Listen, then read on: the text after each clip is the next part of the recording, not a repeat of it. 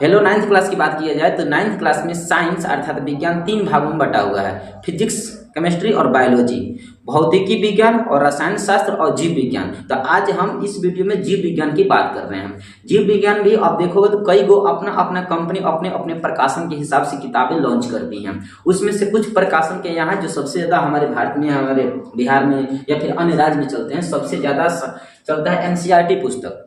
NCERT एक गवर्नमेंटेड पुस्तक होती है, गवर्नमेंट के पर आधारित मतलब सरकारी किताब होती है। ये पूरा भारत में मान्य रहता है, पूरा भारत में यही एनसीईआरटी सबसे ज़्यादा चलता है। हम बिहार की बात करें तो बिहार में एनसीईआरटी के साथ साथ कुछ भारतीय भवन के कुछ किताब भी चलता है। इस किताब से भी पढ़ाई लिखाई चलता है। तो देखो, ये जो पढ़ाई हम करने वाले हैं ये भारतीय भवन के हिसाब से और एनसीईआरटी दोनों को मर्ज करके हम पढ़ाएंगे। मतलब यदि आपके पास भारतीय भवन के पुस्तक है, यदि भारतीय भवन के पुस्तक है तो आप उसमें सभी हेडिंग खोज सकते हैं जो हम पढ़ाएंगे। और एनसीईआरटी का पुस्तक है तो उसमें भी आप इजीली तरीकों से, मतलब आसानी तरीकों से आप खोज पाओगे। तो एनसीईआरटी के पुस्तक में देखिएगा तो कुल मिलाकर तीनों विज्ञान के मिलाकर 14 को चैप्टर दिया है, 1 से लेकर 14 तक। पूरा किताब मतलब पूरा साइंस, फिजिक्स, केमिस्ट्री और बायोलॉजी तीनों विज्ञानों में मिलाकर 14 को चैप्टर है। अगर भारतीय भवन की बात करोगे केवल बायोलॉजी में अभी 6 गो, ये प्रायोगिक मत गिनो, ये प्रैक्टिकल के लिए होता है 6 गो मानो, 6 गो पाठ केवल भारतीय भवन में बायोलॉजी का है और 6 गो केमिस्ट्री में होगा और 6 गो फिजिक्स में होगा। तो 36 18 भारतीय भवन में 18 गो पाठ पढ़ोगे तो वहीं एनसीईआरटी में 14 गो पाठ पढ़ोगे। अगर केवल बायोलॉजी की बात करें तो बायोलॉजी में केवल भारतीय भवन में 6 गो पाठ पढ़ोगे और एनसीईआरटी में 3 गो पाठ पढ़ोगे। एनसीईआरटी में 1 से लेकर 4 तक केमिस्ट्री के पाठ दिया है और 5 6 7 बायोलॉजी के पाठ दिया है और 7 से ऊपर जो भी है वो भौतिकी के पाठ दिया हुआ है। तो इतना बात समझ लिया।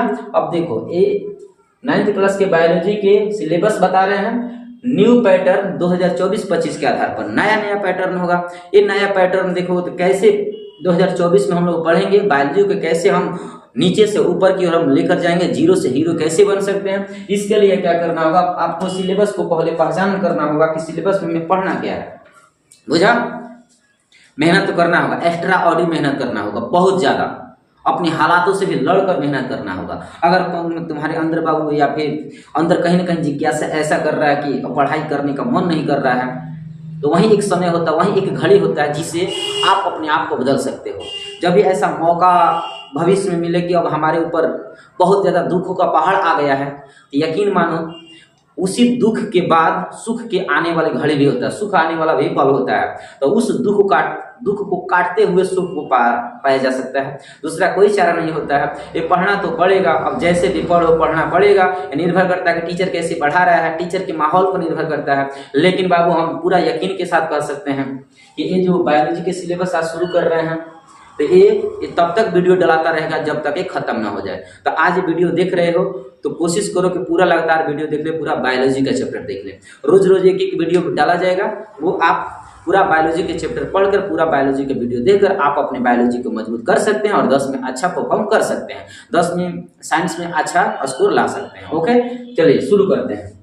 पहला चैप्टर बायोलॉजी में देखो तो कोशिका जीवन की आधारभूत इकाई है। कोशिका क्या होता है, हमारा शरीर किससे मिलकर बना होता है उन पर विशेष बात करता है। कोशिका हमारे शरीर की सबसे छोटी मौलिक इकाई होता है, सबसे छोटी इकाई होता है, सबसे छोटी। जिस प्रकार देखोगे कि एक मकान बनाने के लिए एक मकान किससे बनता है, मकान किससे बनता है तो कमरा से बनता है, कमरा मतलब रूम। कमरा किससे बनता है तो दीवार से बनता है, दीवार किससे बनता है तो ईंट से, मसाला से बनता है। ठीक उसी प्रकार हमारा जो शरीर यहाँ देख रहे हो, ये शरीर छोटे छोटे कोशिकाओं से मिलकर बना होता है। छोटे छोटे कोशिका एक प्रकार के मसाला के काम करता है। वही मसाला क्या करता है, दीवार बनाएगा मतलब एक उत्तक बनाएगा, वही उत्तक एक प्रकार के रूम बनाएगा मतलब एक अंग बनाएगा। और जब ऐसे ऐसे अंग सब जोड़ देते हैं तो हमारा शरीर तैयार हो जाता है। तो जिस प्रकार हमें उदाहरण कमरा का बताए हैं, ठीक उसी प्रकार हमारा शरीर चलता है। हमारा शरीर एक प्रकार के मकान है तो मकान कमरा से मिलकर बनता है, तो उसी प्रकार हमारा शरीर अंग वो अंग, ये सब मिलाकर अंग है। तो अंग से मिलकर शरीर बना है, जिस प्रकार कमरा से मिलकर मकान बना है। अब देखो मकान किससे बनता है, दीवार 4 को जोड़ दो कमरा तैयार हो जाएगा। ठीक इसी प्रकार हमारा उत्तक, मतलब त्वचा, मांस, ये जोड़ दो, अंग तैयार हो जाएगा। ठीक है। अब दीवार किससे बनाओगे, तो दीवार बनाने के लिए मसाला, ईंट मसाला की जरूरत पड़ता है। ठीक उसी प्रकार मांस बनाने के लिए कोशिका मसाला की जरूरत पड़ेगा, पानी, ऊनी, खनिज, लवण इत्यादि की जरूरत पड़ेगा।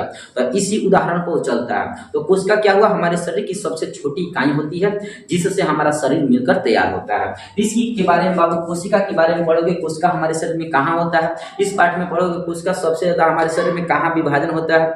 अंग में, हमारे दिमाग में यदि कोशिका का क्षतिग्रस्त हो जाता है तो वहाँ विभाजन नहीं होता है, इंसान का मृत्यु हो जाता है। कई प्रकार की बीमारी हम लोग पढ़ेंगे। दूसरा कि उत्तक, कोशिका से मिलकर उत्तक बनता है। तो उत्तक के बारे में डिटेल जानकारी लोगे। एक ही प्रकार की कोशिकाओं से मिलकर बने पदार्थ को हम उत्तक बोलते हैं। एक ही प्रकार की कोशिका मिलेगा, जब कोशिका के समूह में होगा ना तो उसी को हम उत्तक बोलेंगे। तीसरा पार्ट पड़ेगा जीवों में विविधता। जीवों में विविधता का मतलब होता है जीवों में विभिन्नता। जीवों में विभिन्नता मतलब हमारे जो जीव जगत होते हैं, हमारे ब्रह्मांड होते हैं, हमारे वातावरण होते हैं, इस वातावरण में कई प्रकार के जीव पाए जाते हैं। उन्हीं सभी जीवों की विभिन्नता को जीवों में विविधता कहते हैं। विविधता मतलब कई प्रकार की विभिन्नता पाई जाती है, उसी विभिन्नता को विविधता बोलते हैं। ये सब विभिन्नता कौन कौन होते हैं, अमीबा, पैरामीशियम, ईस्ट, यूग्लेना, ऐसे कई गो ऐसे नाम आएगा इस चैप्टर में जो लाइफ में पहली बार देखने को सुनने को मिलेगा। लेकिन उस समय हम फोटो दिखा कर पढ़ाएंगे, किसी प्रकार का कोई इशू नहीं होगा। चौथा पार्ट का नाम स्वास्थ्य और रोग बताएगा, जैसे हमारे शरीर में कौन कौन से बीमारी फैलती है, उन सभी बीमारियों के नाम में हम यहाँ बताने वाले हैं। तो बीमारी एकदम A to Z है। अब वो चाहे प्रोटोजोआ से बीमारी हो, चाहे विषाणु से, चाहे जीवाणु से, बैक्टीरिया से, वायरस से, फफूंद से, ऐसे ऐसे कई गो ऐसे कारक होते हैं जो छोटे छोटे कीटाणु होते हैं जिससे हमारे शरीर में बीमारी फैलता है। इन सभी बीमारियों को हम लिस्ट तैयार कराएंगे ट्रिक के साथ। जैसे विषाणु का ट्रिक देखिएगा, विषाणु बहुत खतरनाक विषाणु होता है जिसे वायरस बोलते हो। इस वायरस से याद करने में ट्रिक है, रेखा में हिट करके पीछे छोड़ गई। तो ऐसे मान लो कि ऐसे एक रेखा नाम की लड़की है जो आपको हिट कर रही है और आपको पीछे छोड़ गई है। तो ये जो फुल फॉर्म होता है, रे से खा से, रे से रे बीच, खा से खसरा, ऐसे ऐसे फुल फॉर्म ट्रिक के साथ बताया जाएगा।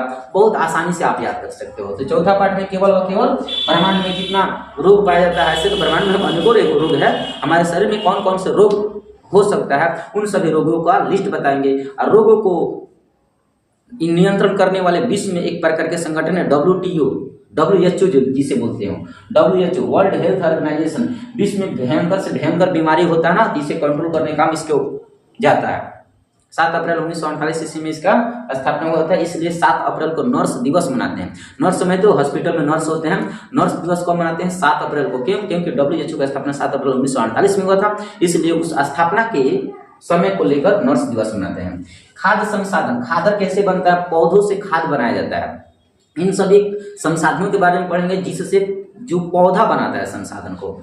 अगला है खाद्य संसाधन पशु, और पशुओं से भी संसाधन बनाया जा सकता है। जैसे बात करोगे मवेशी गोबर देता है, सब गोबर देती है, इतना लग चोते इतना रख देती है, उसी को हम गोबर मवेशी खाद बोलते हैं। उस मवेशी खाद से हमारे खेतों में बहुत लाभदायक पहुंचता है, खेत में लाभ होता है ज्यादा।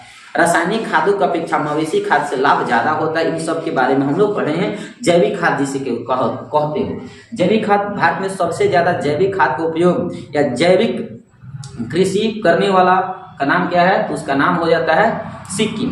भारत में सबसे पहले जैविक कृषि कौन किया है, सिक्किम। सिक्किम में सबसे ज्यादा जैविक खाद या जैविक कृषि होता है सबसे ज्यादा।